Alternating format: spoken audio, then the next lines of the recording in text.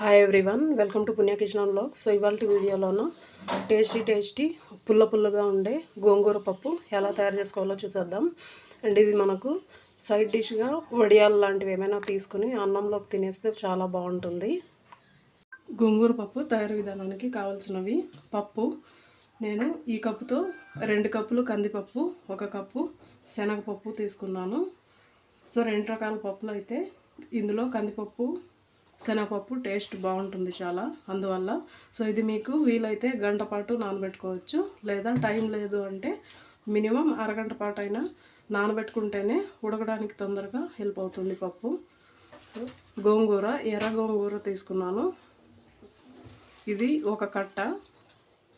నీళ్ళు పప్పు మునిగేంత వరకు ఉంటే సరిపోతుంది. పచ్చిమిరపకాయలు ఒక 7 నుంచి 8 కట్ చేసి పెట్టుకున్నాను, ఎందుకంటే గోంగూర పులుపు ఎక్కువ ఉంటుంది, అందువల్ల కారం కొంచెం ఎక్కువే పడుతుంది. 1 అర స్పూన్ అంత కారపొడి, ఉల్లిపాయలు కట్ చేసి పెట్టుకున్నవి 2, టమాటాలు 2. సో పసుపు 1/4 టీ స్పూన్ అయితే సరిపోతుంది. వెల్లుల్లి 1 పెద్దది, 1 మొత్తాన్ని కూడా నేను తీసుకున్నాను. సో ఉప్పు రుచికి తగినంత, ఆవాలు 1 టీ స్పూను. ఇప్పుడు పప్పు మొత్తాన్ని కూడా ఉడికించుకుందాము. సో ఇందులో పప్పు మునిగేంత వరకు మాత్రమే నీళ్ళు వేయాలి. ఇన్ని వాటర్ అయితే సరిపోతుంది. ఇందులోకి ఆయిల్ జస్ట్ కొంచెం ఇలాగా వేయాలి. సో ఇలా ఆయిల్ వేయడం వల్ల నీళ్ళు అనేది పొంగి బయటికి రాకుండా ఉంటుంది. సో ఇది ఒక 6 నుంచి 7 విజిల్స్ వచ్చేంత వరకు, పప్పు బాగా ఉడికిపోయేంత వరకు విజిల్స్ వేసుకోవాలి. సో పప్పు 5 నుంచి 6 విజిల్స్ వచ్చిన తర్వాత బాగా ఉడికిపోయింది. సో ఇప్పుడు ఈ విధంగా నున్నగా పప్పు మొత్తాన్ని కూడాను ఎనిపేసుకోవాలి. ఇందులో శనగపప్పు కొంచెం పప్పుగానే ఉంటుంది, అయినా కూడా టేస్ట్ చాలా బాగుంటుంది. ఈ విధంగా లైట్గా పప్పులాగా ఉంటే బాగుంటుంది. ఇందులోకే ఉప్పు కూడా వేసేసుకుంటున్నాను.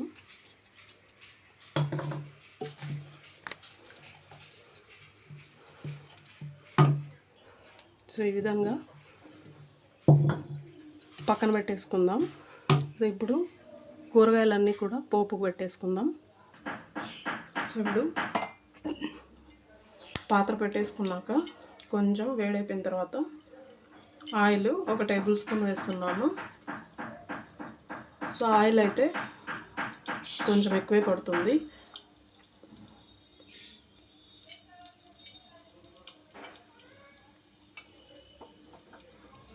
ఈ విధంగా పాత్రలోకి 1 టేబుల్ స్పూన్ ఆయిల్ వేసిన తర్వాత ఆయిల్ హీట్ అయిపోయింది.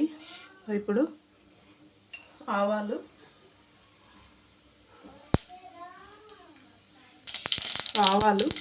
కొంచెం చిటపటలాడిన తర్వాత ఉల్లిపాయలు, టమాటో అంతా కూడా వేసేయాలి.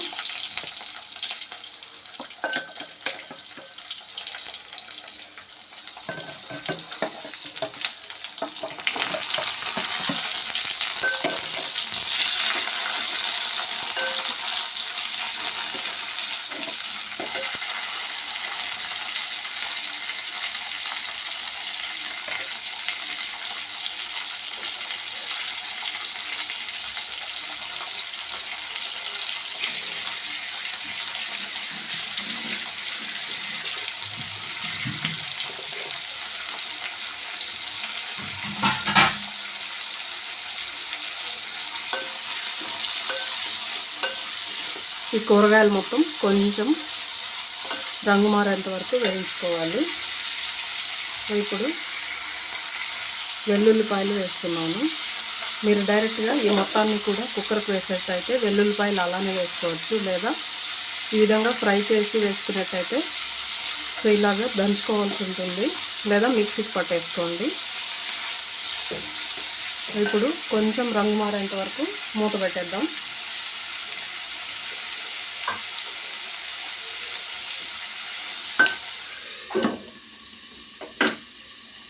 చూపిస్తున్న విధంగా కొంచెం కూరగాయలంతా వేగిన తర్వాత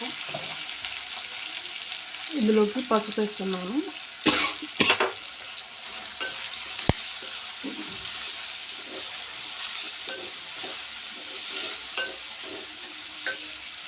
ఇప్పుడు కడిగి పెట్టుకున్న గోంగూర మొత్తాన్ని కూడా ఇందులో వేసేసుకుందాం.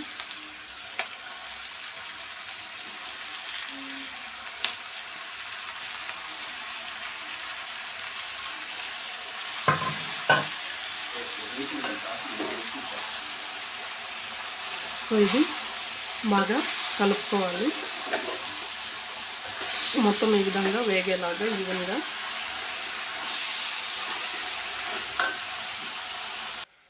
సో ఈ విధంగా కొంచెం ఉడికిన తర్వాత కారపొడి వేసుకుంటున్నాను.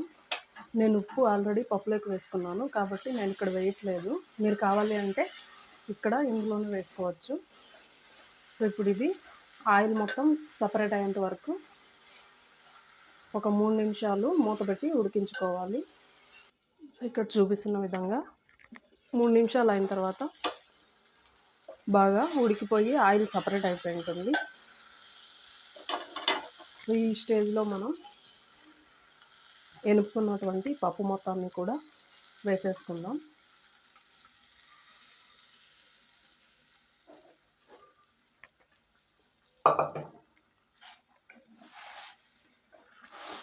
సో ఇప్పుడు పప్పు మొత్తం బాగా కలిసేలాగా కలుపుకోవాలి.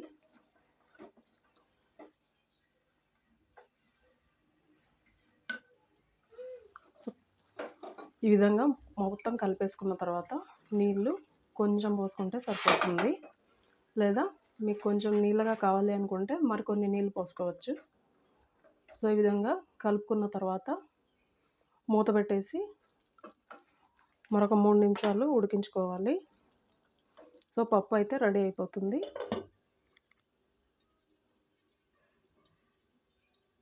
ఒక 3 నిమిషాల తర్వాత మూత తీసి చూస్తే పప్పు బాగా ఉడికిపోయి ఉంటుంది. సో ఇప్పుడు మనము అన్నంలోకి సర్వ్ చేసుకుందాం. Thank you friends watching my video. మరిన్ని వీడియోస్ కోసం ఛానల్ని సబ్స్క్రైబ్ చేయండి, షేర్ చేయండి, లైక్ చేయండి.